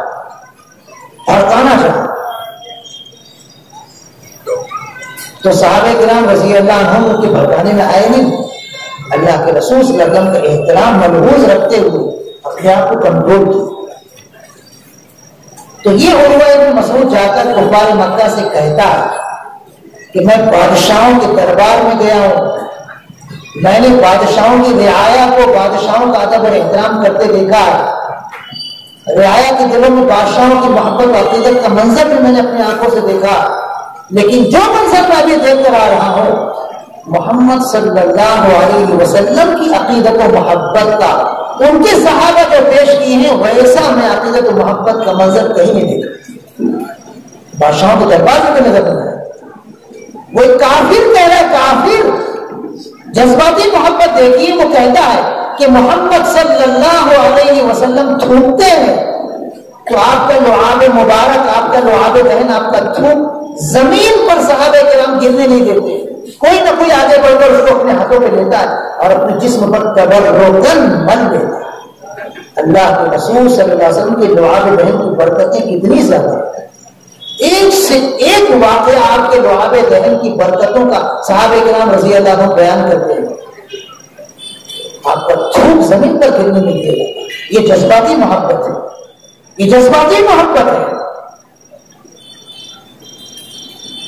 اور اس نے کہا کہ میں نے یہ بھی منظر دیکھا کہ محمد صلی اللہ علیہ وسلم جب کسی بات کا حکم دیتے ہیں سارے کے سارے صحابہ اس حکم پر عمل کرنے کی لپکتے ہیں، ایک دوسرے سے آگے بڑھتے ہیں کہ میں آپ کے حکم پر عمل کروں، میں آپ کے حکم پر عمل کروں.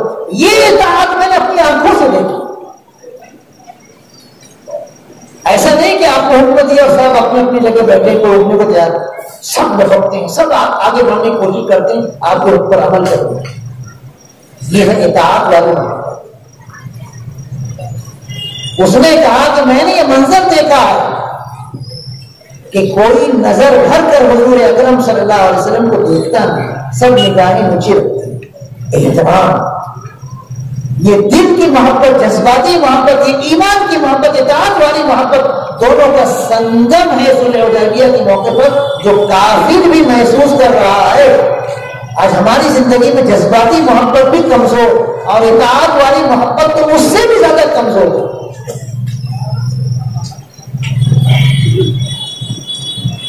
کتنے ہمارے نوجوان ایسے ہیں جو جلوس کی زینت بنتے ہیں، مسجد کی زینت نہیں بنتے، مسجد میں آ کر نماز نہیں پڑھتے. کتنے ایسے ہمارے مسلمان بھائی ہیں جو اس 12 ربیع الاول کے موقع پر یا جلوس کے موقع پر ہرا جھنڈا لے کر محبت رسول کا اعلان کرتے ہوئے نظر آئیں گے، لیکن جو حضور اکرم صلی اللہ علیہ وسلم کی آنکھوں کی مبارک ٹھنڈک ہے، نماز، اس کا کوئی خیال نہیں، کوئی احترام نہیں. آپ رحمت مجسم تھے، اللہ نے آپ کو رحمت للعالمین کا خطاب دیا، صرف رحمت للمسلمین نہیں، رحمت للعالمین کا خطاب دیا. لیکن آپ ارشاد فرماتے، بخاری شریف کی حدیث ہے، آپ فرماتے میری طبیعت چاہتی ہے کہ نماز کے وقت جو مسلمان گھروں میں رہتے ہیں، نماز نہیں پڑھتے ہیں، ان کے گھروں کو آگ لگا. یہ رحمت مجسم کا ارشاد، یہ آپ کا غصہ. ہم آپ سے محبت کیا حاصل کریں گے، ہم آپ کی محبت کیا پائیں گے؟ آپ کے غصے کو دعوت دے رہے ہیں، آپ کے جلال کو دعوت دے رہے ہیں. آپ فرما رہے ہیں کہ میری طبیعت چاہتی ہے کہ جو مسلمان نماز کے وقت گھروں میں رہتے ہیں، نماز پڑھنے کے لیے مسجد میں نہیں آتے ہیں، میں ان کے گھروں کو آگ لگا. دشمن ہمارے گھروں کو بلڈوزر سے اڑا رہا ہے، ہم کو تکلیف ہو رہی ہے، لیکن ہم حضور اکرم صلی اللہ علیہ وسلم کی آنکھوں کی ٹھنڈک کی کوئی لاج نہیں رکھ رہے ہیں، اس کا کوئی احساس نہیں. آپ فرما رہے ہیں کہ مسلمانوں گھروں کو آگ لگا دینی چاہیے. توڑنا نہیں ہے، آگ لگا دینا، بھسم کر دینا. آج ہمارا حال کیا ہوگا؟ ہم حضور اکرم صلی اللہ علیہ وسلم کو سمجھتے نہیں، پہچانتے نہیں، بس ایک رسم چل پڑی ہے، اس رسم کے تحت ہم چل رہے ہیں. عاشقین رسول، محبین رسول، مسلمانوں بھائیوں، اچھی طرح کان کھول کر سن لو، اللہ کے رسول صلی اللہ علیہ وسلم کی محبت بہت قیمتی سرمایہ ہے، بہت قیمتی سرمایہ. لیکن اس سرمایہ کے لیے ہمیں اطاعت بھی ضروری ہے. اللہ کے رسول صلی اللہ علیہ وسلم کا حکم ماننا بھی ضروری ہے.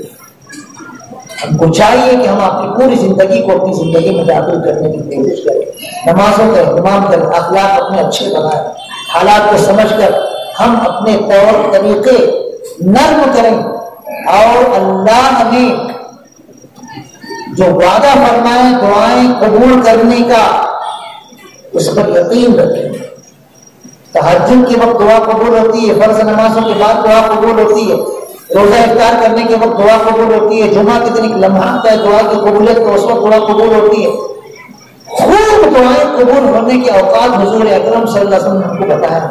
ان اوقات کو غنیمت سمجھ کر اللہ سے اپنے مدعا کو پیش کر کے اپنے مطالبوں کو منوانے کی کوشش کریں. ہم کو کیا چاہیے؟ بولو کیا چاہیے؟ حضور اکرم صلی اللہ علیہ وسلم روزانہ ڈیلی، صرف ایک رات نہیں، سال بھر روزانہ تہائی رات کو اللہ پاک آسمان دنیا پر نازل ہوتا ہے. جب تہائی رات باقی ہوتی ہے، اللہ پاک آسمان دنیا پر نازل ہوتا ہے، اعلان کرتا ہے کوئی روزی کی کشادگی طلب کرنے والا، میں اس کی روزی میں کشادگی کرے. ہے کوئی بیمار شفا چاہنے والا، میں اس کو شفا اور صحت دے دوں. اے کوئی مصیبتوں میں مبتلا مصیبتوں سے نجات پانے والا اس کو مصیبتوں سے نجات دے. ہم کو کیا چاہیے؟ ہم کو منسٹری چاہیے, ہم کو حکومت کا کوئی عہدہ چاہیے, ہم کو کیا چاہیے؟ ہم اللہ سے کیوں نہیں مانگتے ہیں؟ اسباب و وسائل اختیار کرنا بھی ضروری ہے, وہ بھی ہم کو اختیار کرنا چاہیے, لیکن جس طریقے سے اللہ کے رسول صلی اللہ علیہ وسلم اللہ سے مانگا کرتے اور اللہ کے رسول صلی اللہ علیہ وسلم جس طریقے سے ہم کو مانگنے کا طریقہ بتا, اس طریقے سے بھی تو ہم مانگ کر دیکھیں. ابھی کچھ دنوں پہلے بارش نہیں ہو رہی, علماء کرام جمع ہوئے, مشورہ ہوا کیا کریں. مشورے میں طے ہوا دعا مانگی جائے, محلے محلے میں دعا مانگی جائے. مسلمان بہت شوق سے آئے, ہماری مذکورات کے بہت شوق سے آئی اور گڑ گڑا کر سب نے دعا کے دن دعا قبول کر دی. بارش برسنا شروع ہو گئی. یہ تو ہم نے ابھی جلدی مشاہدہ کیا اپنی آنکھوں سے. ہم اللہ سے مانگیں, اللہ سے مانگنے کی عادت ڈالیں. ہم کو کیا چاہیے؟ اللہ سے مانگے, اللہ ضرور دے. ہم کو یہاں عزت کی زندگی چاہیے, اللہ سے عزت کی زندگی کو مانگے. ہم کو یہاں غلبہ چاہیے, اللہ سے ہم مانگے. ہم کو یہاں شان و شوکت چاہیے, اللہ سے مانگے. غزوہ بدر کے موقع پر آپ نے اللہ سے رات بھر مانگا تھا, رات بھر, اور ایسی آوازداری سے مانگا تھا کہ حضرت ابوبکر صدیق رضی اللہ عنہ میں ترس آ گیا, رحم آ گیا, تو کہا بس کیجیے اللہ کی سن, بس کیجیے اللہ نے آپ کی سن. اللہ سے ہم مانگتے ہیں, اللہ سے مانگنے کی عادت ہماری ختم ہو.